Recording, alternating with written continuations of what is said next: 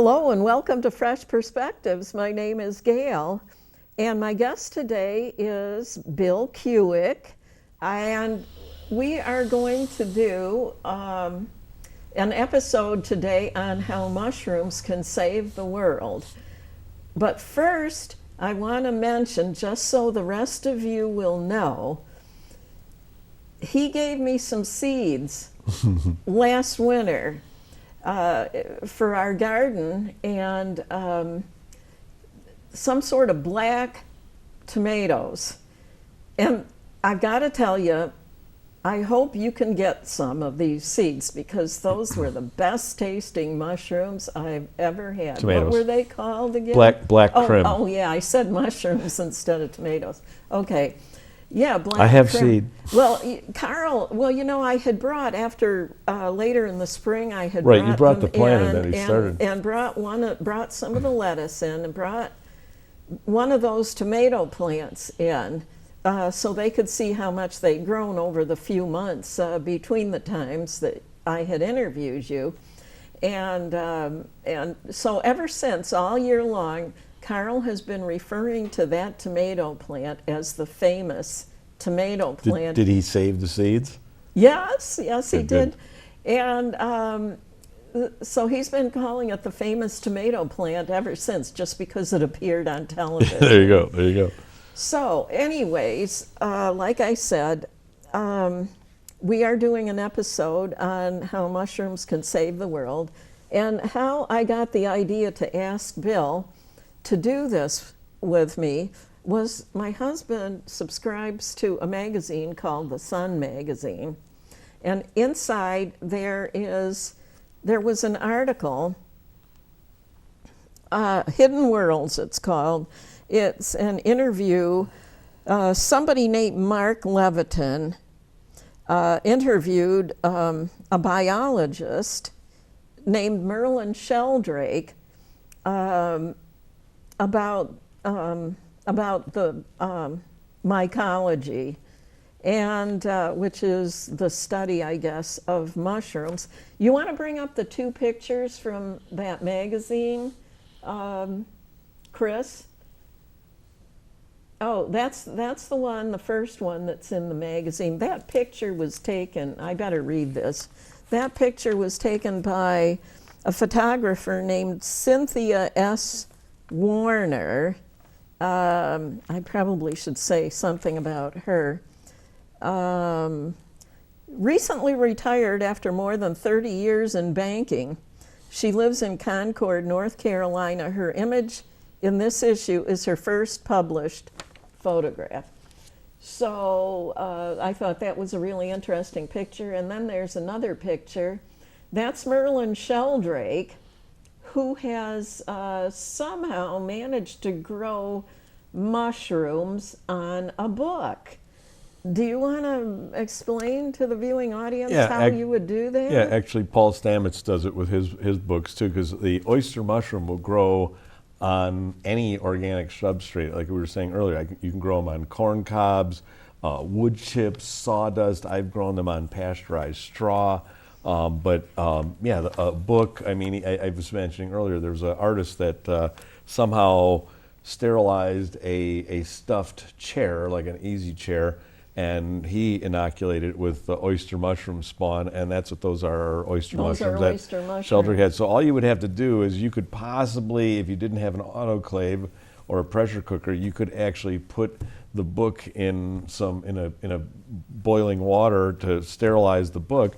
And then you could probably, I would imagine you could just sprinkle a little bit of oyster mushroom spawn in between the pages and then seal it in a bag for about a week probably, and then the mycelia, and we should explain what mycelia is, but the mycelia is the mushroom. It's that webbing, it's the roots essentially of the mushroom, but that is the mushroom itself. What we call the mushroom is the fruiting body, but the mycelia, that network of roots of webbing would go through the entire book, within about a week, and then you have the mushrooms won't fruit unless they have oxygen. So then you would open up the bag and let them have air, and then after the mycelia has eaten up the book basically, and you let them have some oxygen. Oh, okay. they So will, so basically, it would cause the book to disintegrate. right. Yeah. Eventually, it would end up. And okay, I saw there was something that looked like a knife on the table.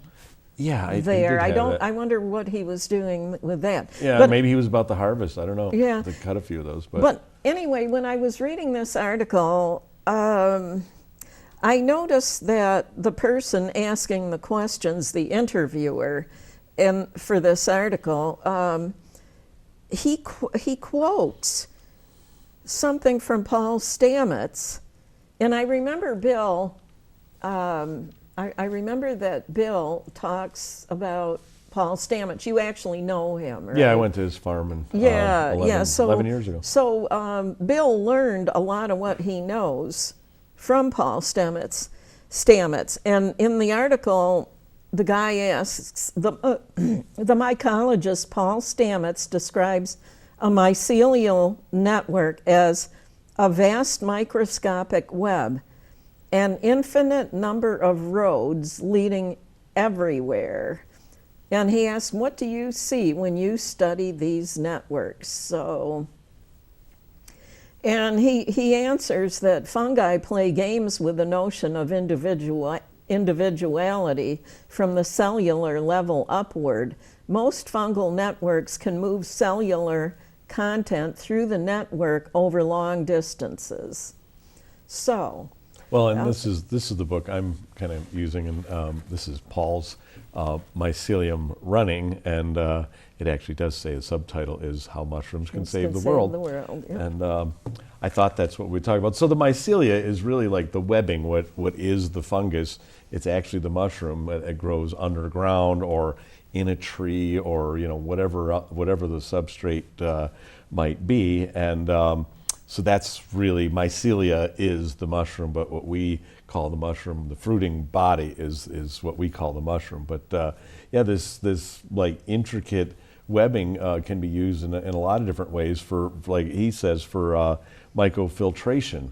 For instance, on his property, he had some cows, he had chickens and pigs, and then he says a lot of people around him, their septic systems weren't really functioning properly. So he made these beds out of, he just got like sawdust wood chips from a logging company, and he has these two swales in his property. So he made these, basically a dam out of the wood chips, and he inoculated them with King Stropharia or Stropharia rugosa mushroom spawn. In the top foot of that, he said the area is spring-fed, perfect area for mushrooms to grow.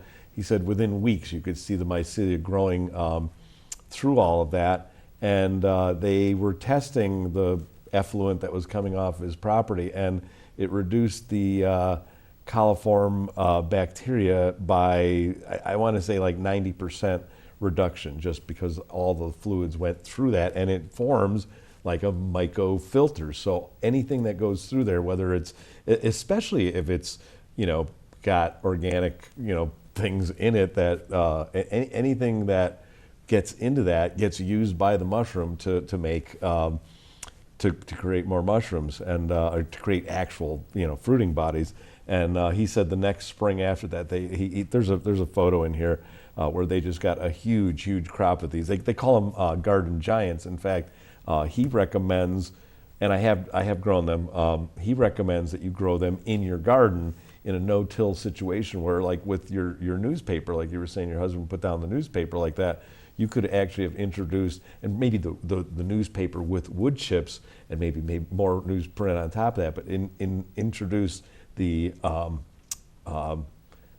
Stropharia mushroom spawn to that, and it will break that stuff down in a way such that your plants will be able to use the nutrients that the mushrooms created. So there's sort of a symbiotic relationship with that. He always sold, I remember he called it the Three Amigos, but it's like a chestnut oyster mushroom, the King Stropharia, and I don't recall what the third one was, but they call those the three amigos, the three helpers in your garden. So if you put a lot of like raw organic matter on the top of the soil, you introduce these mushrooms, and along with your tomatoes and your corn, you'll have mushrooms coming up throughout your garden, and that, of course, breaks down the material and helps you to feed your. So you could you use could the mushrooms actually be used in the garden as a way to prevent a lot of weeds from growing up? Well, yeah, I mean, if you have all that, basically your mulch is going to be the weed suppressant, but the mushroom mycelia will eat the mulch and turn it into mushrooms. So that's how that works too. And if another thing that they did, because where Paul lives on this, I guess it's called the Skookum Inlet. He was trying to block his effluent from going into that, but there's logging roads in that area, and he said they stopped using some of these logging roads, but the way they cut through the forest and whatever to make the logging roads, whenever it would rain, lots of silt and debris would wash down and go into this guy. There's a oyster and clam farmer that raises shellfish in that inlet, and it was all polluting his oyster beds and clam beds. So to clean that up, we could go to the photos that I had you put up. That's where in the top left picture they're getting a logging company is delivering it. It's some kind of a mix of sawdust with bark and chips and pieces of wood. And in the second picture, you see they're layering that onto where one of these logging roads was just leaking a lot of, just silt and stuff that was going into that inlet and polluting the oyster farm. But they put the oyster, or they put down the wood chips first.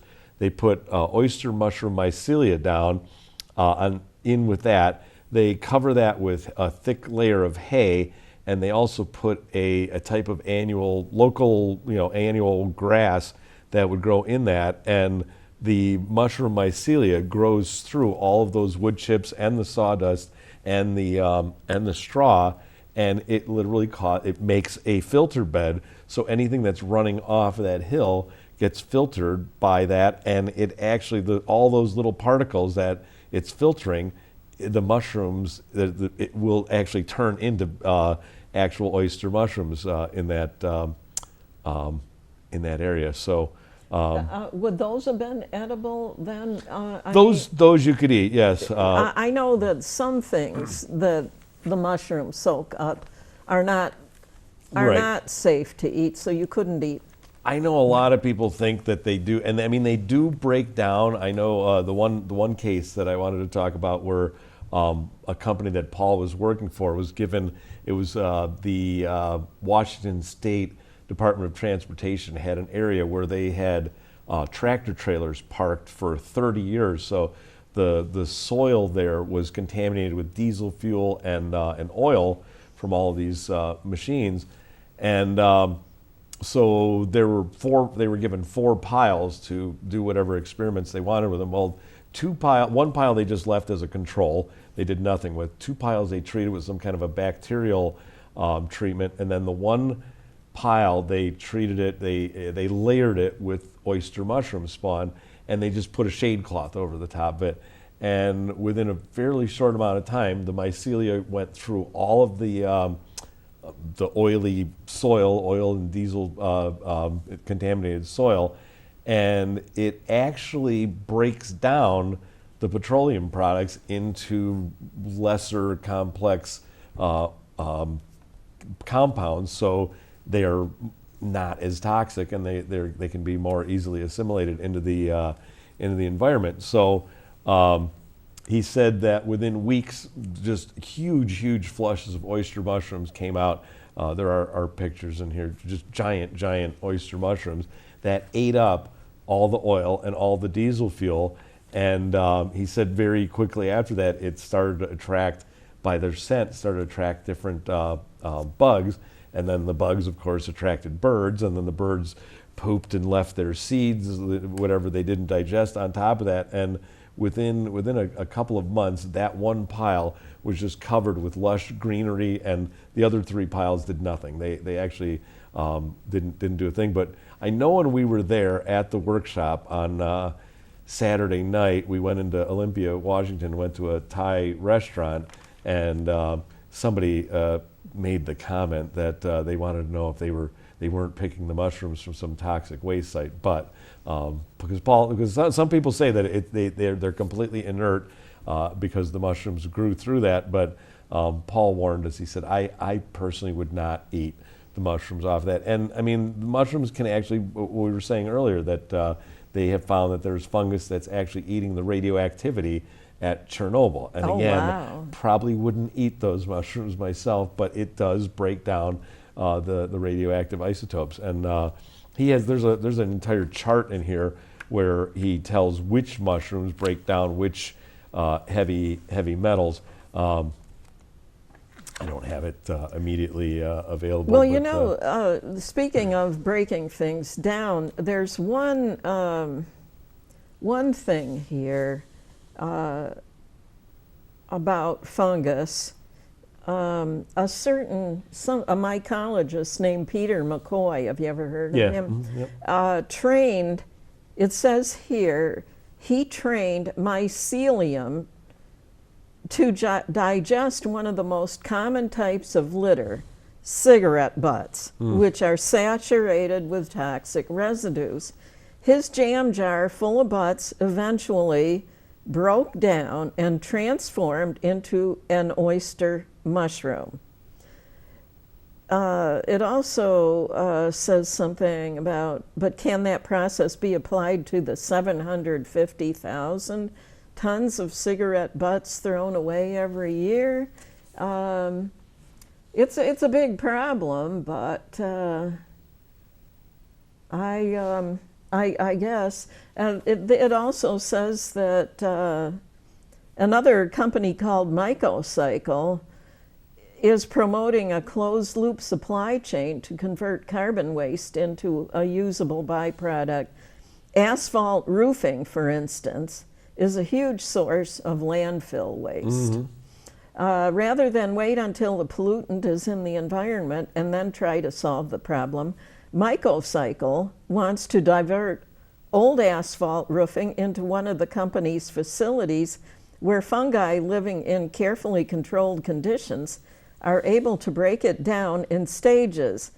This material is reduced to less harmful byproducts, which might have a use or might just be safe to dispose of. This may be one of the most promising approaches to myco-remediation.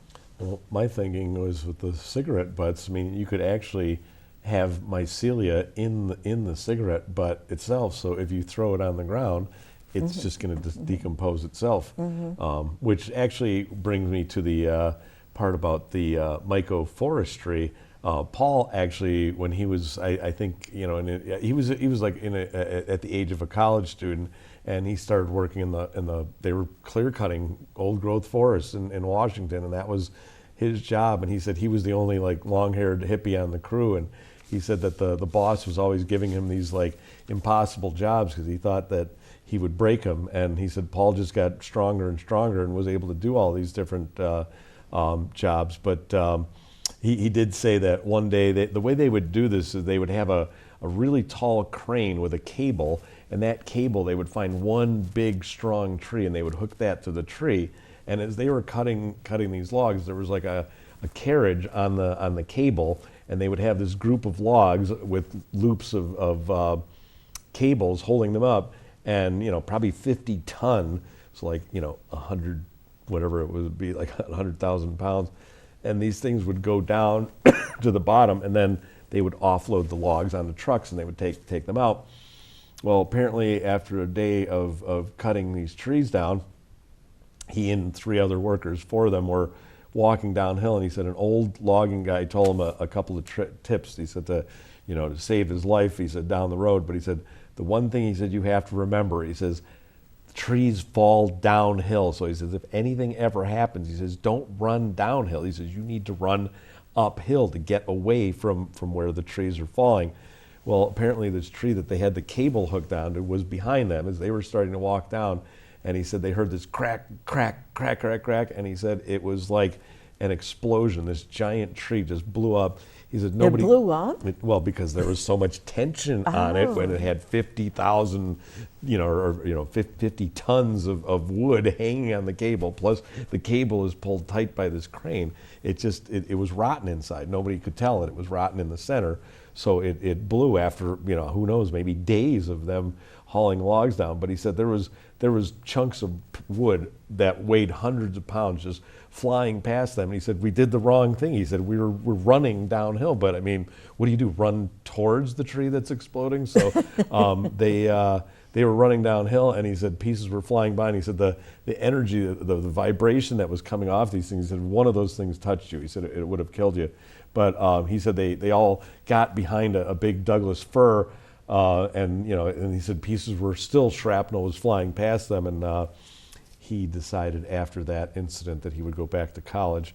But so he said though, a lot of times he said he goes back to like these old growth forests that he cut down, and he said, and there's just stumps. He says, 20, 30 years later, there's just stumps, like nothing grew there. He says, you're taking away all that carbon, all that organic matter. But he said the other thing that they do is they pile up all the brush and they burn it, or they just leave it in piles. He said, well, if it's in a pile, he said he has pictures where 20 years later, there's just still like this pile of brush.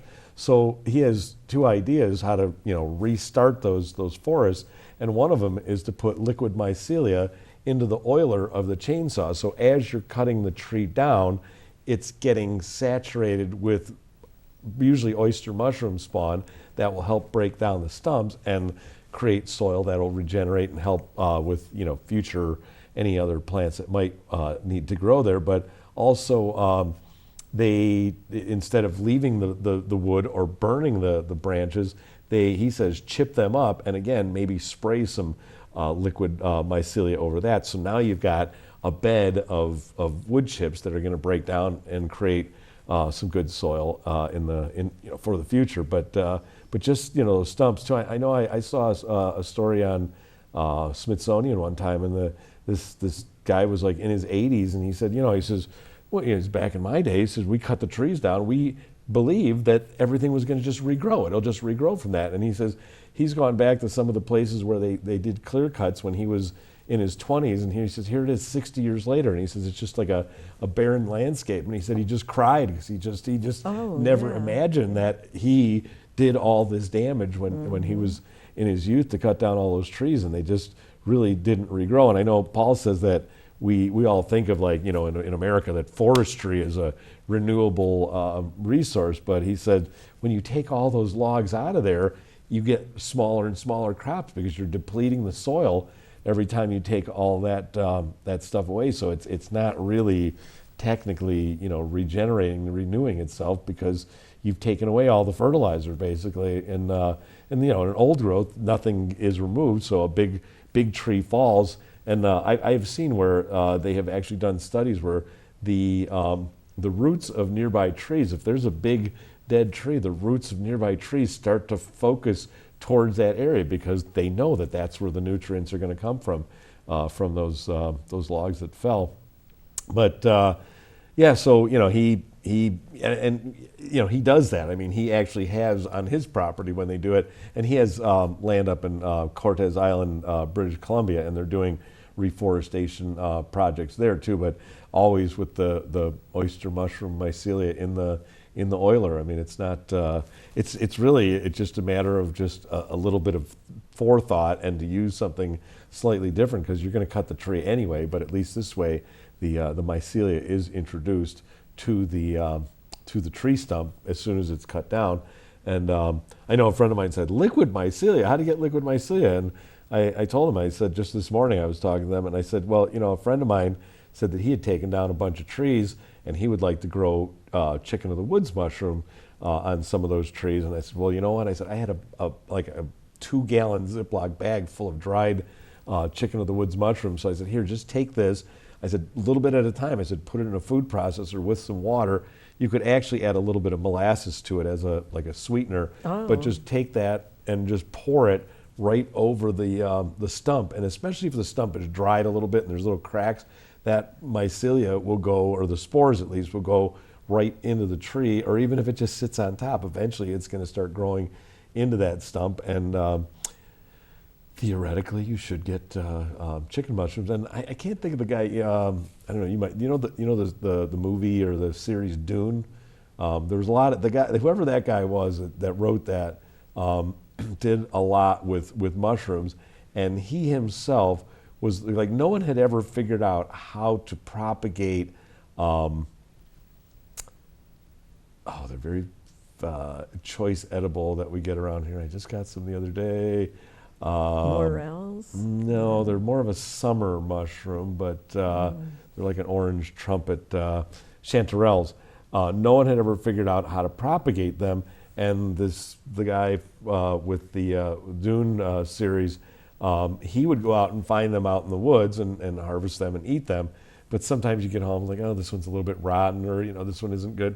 And he said he would just put them in his food processor in the blender, or in the food processor with some water, grind them up, and he had the type of trees that they usually grow under, planted on his property. He said he would just pour that into a bucket of water, stir it around, and pour it under these trees, and he started getting chanterelle mushrooms. So from him doing that, other people are like, wait a minute, so it is possible. Because sometimes, in certain cases like Morels, for the longest time, there are still some people on some mushroom pages that I follow on Facebook that believe that it's a waste of time, you can't grow morel mushrooms. But I have seen videos. It takes a lot of work, but I've seen videos where these guys did a lot of work on their land, and they've got wood chips everywhere, and there are morel mushrooms coming up everywhere around. I mean, just like, picnic tables full of morel mushrooms. So it's definitely possible. I mean, I know they propagate them indoors even now in jars. Oh. But I actually did, I did put some morel mushrooms spawn down. Now it's got to be a dozen years, and I never did see anything come from it. But it was a little bit of a process too. I know I ended up getting hardwood sawdust from Mitch and Peggy, and put that down. But you had to put wood ashes down. There was it wasn't limestone, but it was some other thing that would neutralize pH and encourage more mushroom growth. But I basically had a little spot that I rototilled up, and I mixed in all these ingredients. Like I said, wood chips, wood ashes, that whatever that powder was, and then you blend the spawn into that, and then cover it. And they said there's a possibility you could get mushrooms in 6 months and they said up to 8 years it might take for you to get something. And every spring I walk past that area and I check it. But they do say though, and he does say that actually after a forest fire, the first mushrooms that usually come up are the morels after a fire. But I have read though that I have a whole book that's just called Morels, and they said that sort of thing happens out west. It really doesn't happen here in the east where there's fires. Well, there's an old tree stump next to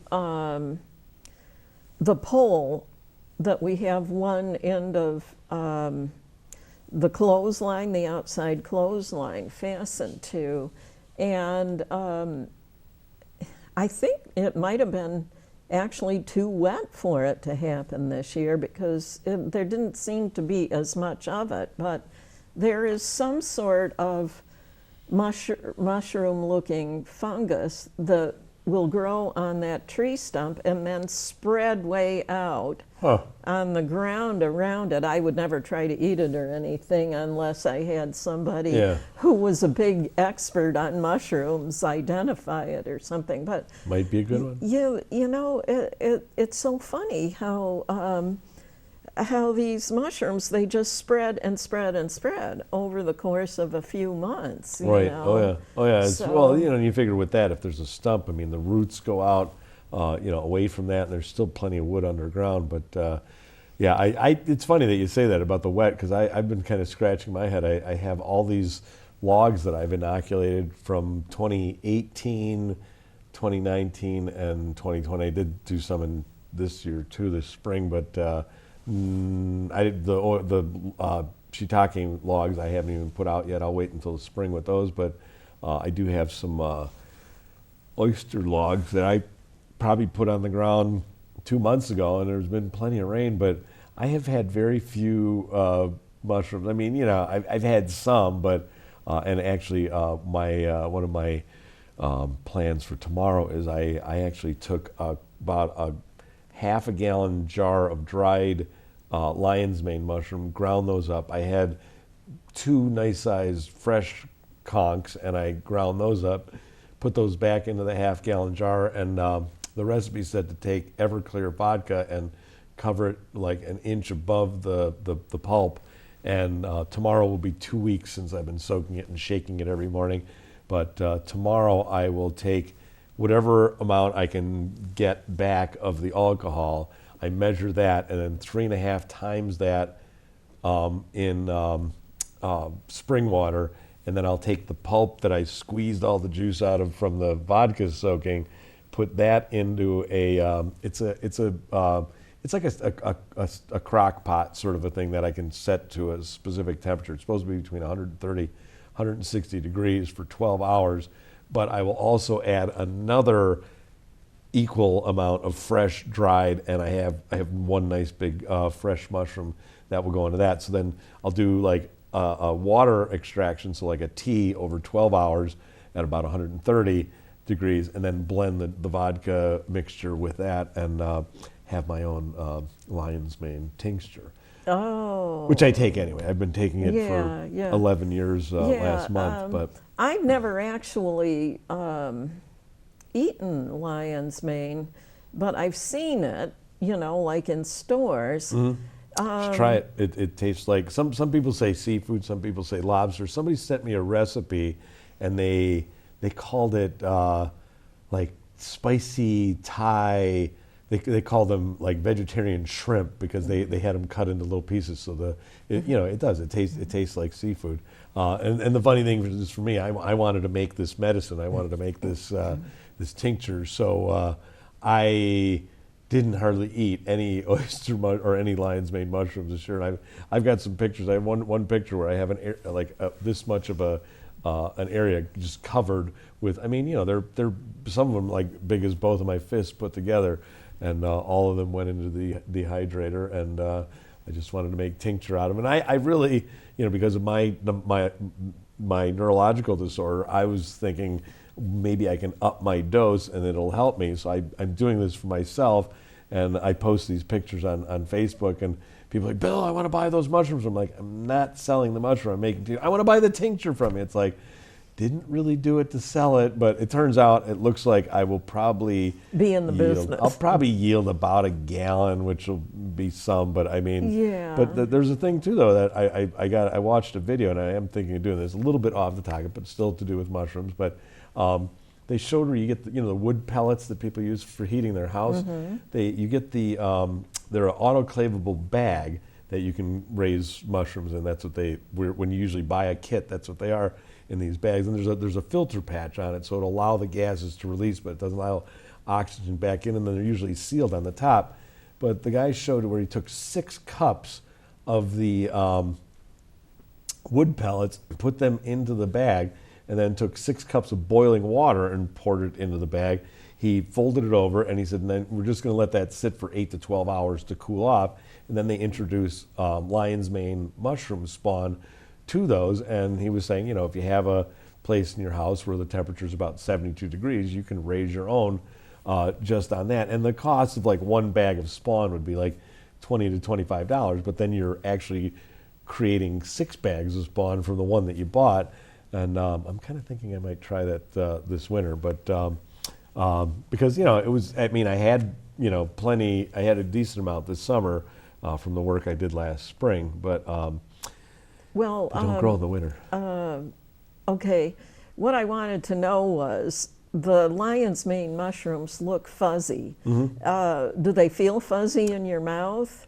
Well, the outer portion is fuzzy. I wish I had a picture, but when you cut it open, it's solid on the inside. So it's just the outer, maybe like quarter of an inch or something like that, has that the little hairs on it. But yeah. I just wondered, because I've never particularly liked the feeling of peach peels Right. in my mouth, because they feel fuzzy. Right. So I well, and then, you really should cook it thoroughly anyway, whether it's cultivated or wild. I mean, I know Paul always insisted that you really need to minimum cook any mushroom, but he says especially a wild mushroom needs to be cooked for about 20 minutes on medium-high heat, because I know in a lot of cases he would say that people say, oh, you shouldn't eat chicken of the woods mushroom if it grows on this particular tree because it'll make you sick. And he said, if you get sick from eating a mushroom within a couple hours of eating the mushroom, he said, it's not the mushroom that made you sick. It was a bacteria that was growing on the mushroom. And I can't remember who it was, somewhat recently told me that I think they said they got lion's mane and they just cut it up and put it in a salad. I said, you didn't cook it? He said, no, I just ate it like that. I'm like, you're really not supposed to eat any mushroom uncooked. I mean, I remember people used to put those white button mushrooms on salads and stuff. I used to eat them like that, but they really say you shouldn't. But. Yeah. Now there's another. Let's see if I can find it here. Oh, I probably took a note on it. Let's see. Well, anyway, okay, it's one that I see. Orpheocordyceps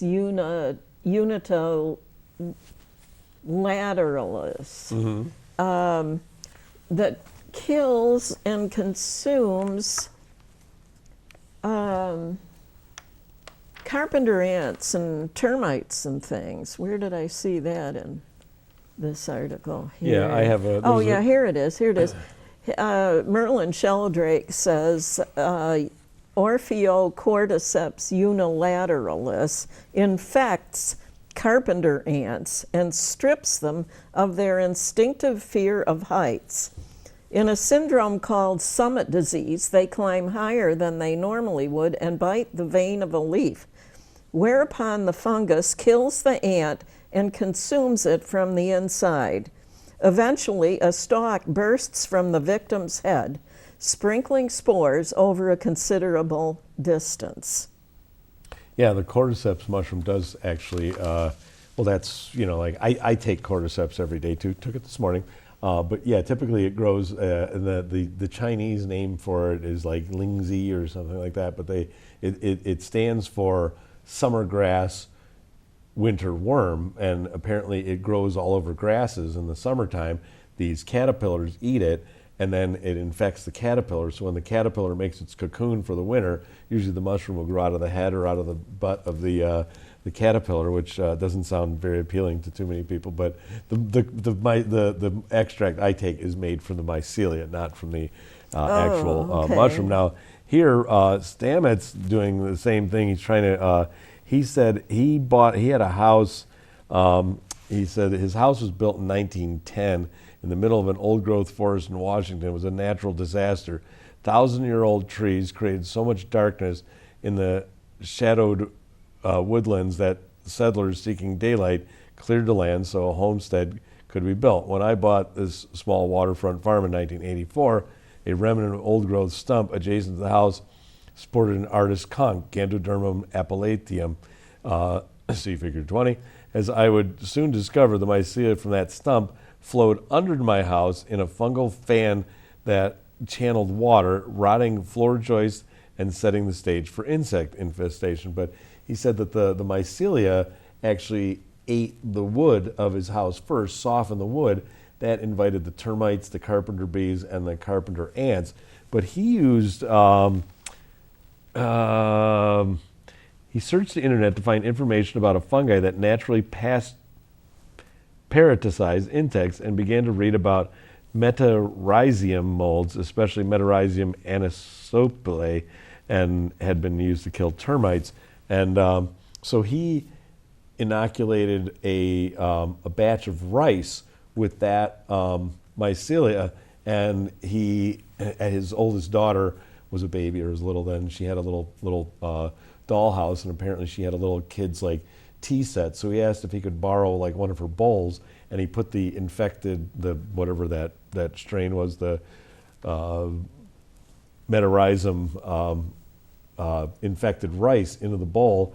And he said his daughter got up in the middle of the night to use the bathroom, and she came and woke him up. She's like, "Dad, you got to come and see this."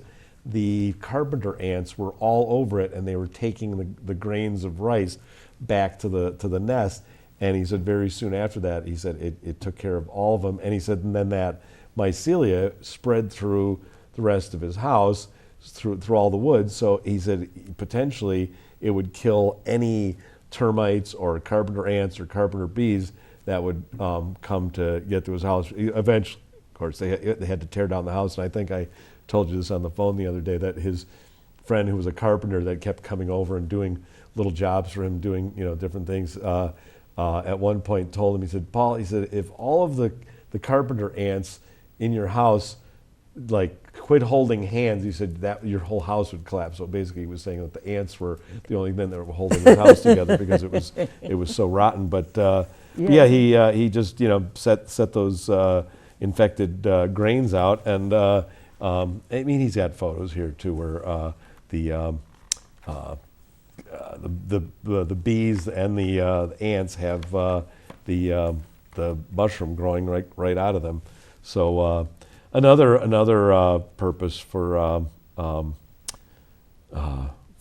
mushrooms, and not like he said, it's like when we use pesticides, or when farmers or whatever use pesticides, it doesn't just kill the insect that you're trying to kill, it kills all insects. And of course we know it pollutes the land, it pollutes water, people get it in their systems, and most of those things are carcinogenic, and so this is very specific to the organism. Now, another article that Carl and I ran across is an article from a paper called, it's from Cattaraugus County somewhere, and somebody named Cara Baritieri, she's an author, a freelance writer, a former mayor, a Boston TV reporter, science teacher, and now Chautauqua County resident. Apparently, researchers, a group of, actually what it amounts to is some researchers, this is another thing that might help to save the world. Researchers have been doing some research with an ingredient from psychedelic mushrooms called psilocybin. Mm-hmm. And they have been doing some research with people that are severely depressed. Mm-hmm. And let's see, the research has shown that taking psilocybin, with people there, to take care of them. But anyways, it says that can relieve major depression. Absolutely. Yeah, I've read studies where they say that a person who has severe depression will take a dose and actually feel like their depression is lifted for even years afterwards, a couple of years with one. That's what experience. It says here. It says here, last year a study at Johns Hopkins School of Medicine reported that treatment with this drug under controlled conditions with researchers present improved depression symptoms quickly and lasted over time. Yeah. The group of 24 subjects who had documented severe depression for at least 2 years were given 2 separate doses, 2 weeks apart, then followed up on. The results were dramatic. At the 1 week mark, 67% showed a more than 50% reduction in depression symptoms. Mm-hmm. And at 4 weeks, 71% reported a drop in symptoms. Overall, more than half, 54% of the patients were considered in remission. Now, somehow this paper misprinted this, because the part of the sentence that says how many weeks has been is not there. So either that or they didn't want anybody to know. They no longer qualified as being depressed at all. And then they wound up doing some experiments with mice, and they were able to observe the mice's brains with something called an electron microscope, where they could look at the mouse's frontal cortex before and after a single psilocybin dose, and saw a 10% increase in neuron dendrite spine size and density, with more spines forming within 24 hours. These changes stayed intact 1 month later. Yeah, well, there's this whole concept of microdosing through, well, Stamets has some stuff on it, but they claim it creates neurogenesis, that you will actually like grow new nerve tissue. But what they do is they combine a very small amount of psilocybin. It could be like 1/10 of a gram up to a gram for a 154-pound person, but always take like at least 1 to up to 10 grams of lion's mane with that, because the lion's mane regenerates nerve tissue too. But to prevent you from getting the high from the psilocybin mushroom, you take 100 to 200 milligrams of niacin, and that kills the high. But they're actually, Case Western in Cleveland is doing research with psilocybin for addiction studies, and they're actually having some success with curing addiction, especially with people with heroin and even alcoholism. A psilocybin experience will help with that as well. But really the microdosing, it says it's for helps with creativity, helps with post-traumatic stress reduction, stress disorder, also regenerates the auditory and the visual nerves primarily. And I know Paul tells a story about I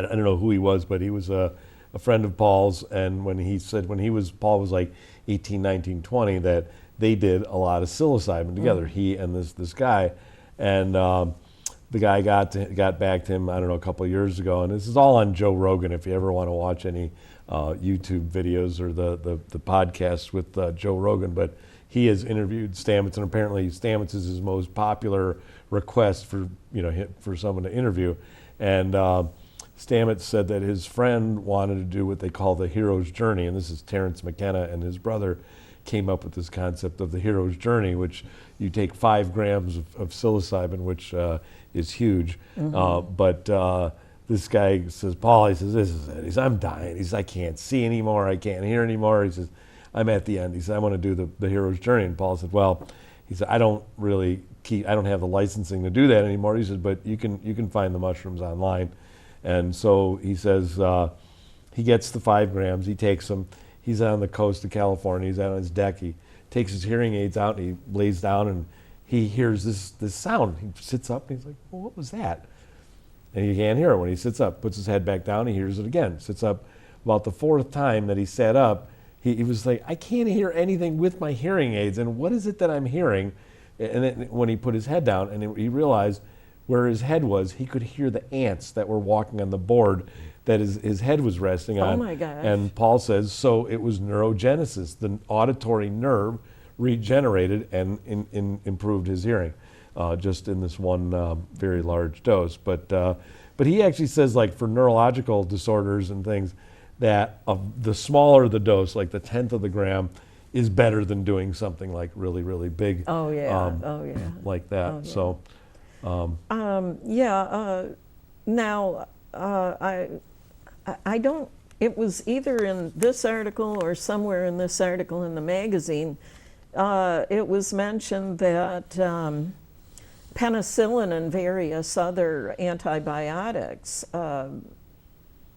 were somehow came into being with. Yeah, it comes from the blue-green mold that grows on your bread. That's a penicillium mold, and in fact, that will sometimes infect mushrooms that I'm growing. Like the first time I ever attempted to grow mushrooms. I got a kit from Stamets from fungi.com, and it was they called it the Espresso Oyster Mushroom Kit. So in Fredonia, we have the Upper Crust Bakehouse, and I asked them to save, I took them clean pails, and I said, if you could just save me all the coffee grounds, I'll pick them up like once or twice a week. And my office is just a couple doors over from there. Right. And so I ended up with about 4 buckets, but the first bucket, I was like, well, I mean, it sat there. I don't know if there's something else growing in. So I re-sterilized the coffee grounds. I had 2 pails that were identical. One, the outer pail had no holes in it. The inner pail had holes drilled in the bottom of it. I had maybe this much coffee grounds, like maybe 2 or 3 gallons of coffee grounds in the bucket. I got the spawn from Stamets. It was sawdust, and once I got that, I opened it and I blended it into the coffee grounds, and I just put a piece of cellophane over the top of it, left it at room temperature, and within a week, those dark brown, chocolate brown coffee grounds turned like as white as this paper. And then I removed the cellophane, and I made a little tent out of coat hangers that were kind of stretched apart, like 2 of them, so they made a little tent frame. And there was a plastic bag with perforations with holes in it, and every day I would just mist that the top of that cake with a spray bottle of water, and within a week there was mushrooms growing out of it. But Wow. they said that what you can do to, as he says, increase your mycelial mileage is you could take that 1 bucket, because now there's a lot more mycelia. You got this bag and you infected this bigger stuff, so now you could infect 3 buckets with what was in the 1 bucket.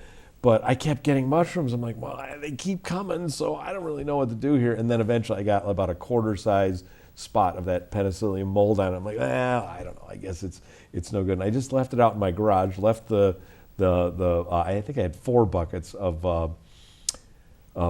coffee grounds. And come spring, I thought, oh well, whatever. I'll try it. And I cut the penicillium mold out. I put 1 bucket of raw, unmyceliated coffee grounds down, dumped that other bucket onto it, broke it up, and I dumped the other buckets on it, spread it around, and put it behind my wood pile, which was right next to a downspout off of my house. And I just kept a watering can there, and for months, every day I'm out there watering this stuff. I just, after some months, it was like April, May, June, I just gave up on it. I guess nothing's going to grow out of this. And one day I came home from work and I looked behind the wood pile and there was mushrooms all over. We had a really rainy, it was, I want to say the end of June, beginning of July. It just rained and rained and rained, and I got mushrooms. So it wasn't a lot. I got enough for like a couple of servings, and then the slugs and the chipmunks, I think, found them by the next time I went to pick. I still got a few on a second flush, but not a lot. But penicillin did come from a bread mold, basically. It did say that some other antibiotics came from something on that. And a lot of medicines. I mean, it's a lot of our cancer, the chemotherapy comes from different mushrooms as well. Does it? Yeah, they extract from different ones, and other medicines as well come from mushrooms. And I know Paul says that it's really like a matter of like national security that we protect our old growth forests, because a lot of times you don't find like certain mushrooms. I know like the agarikon is becoming extinct like worldwide because there's no more old growth forests, and he and a team of scientists went up the west coast from Washington up into Canada, and they were looking for agarikon, and I thought, how do they get samples from these things that are way, way up in these big, tall trees? Well, they showed them they have extension ladders, and these guys are climbing up ladders to take just little tiny samples of these things. But they also had a really unique thing. They took a crossbow, and the arrow, instead of having a point on it, there was a little hollow, like a tube that had a sharpened edge on it, and they could shoot that into the mushroom, and it had a string on the arrow, on the bolt, and you could pull that out, and you would just get that little bit of the actual mushroom in the end of that arrow. And then he takes those back to his laboratory, and he grows them on different types of wood. And like the one extract that I actually have been giving my dog who looked to have lymphatic cancer. He had these lumps on the sides of his throat, and I give him what's called My Community. It's a 17 mushroom blend. The agarikon is in it, and boy, after giving it to him for a couple of months, and I did take him to a natural vet, and he did have him on some stuff, but the stuff that he gave me, it was sometimes hard for him to even get it because it's coming from China. It's a Chinese detox herbal combination. But with that that combination, I mean, the tumor, it disappeared. It completely went away. Well, one more thing I wanted to get in there real quick because we've got a little under 3 minutes left.